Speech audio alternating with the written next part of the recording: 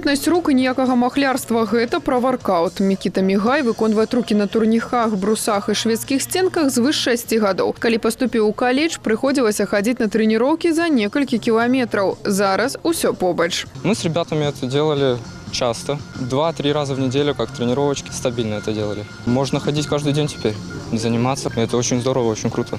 Сейчас намного больше будут ходить ребят и по атлетической части, и просто, вот, чтобы подкачаться. Вот, многие ребята будут ходить, мне кажется.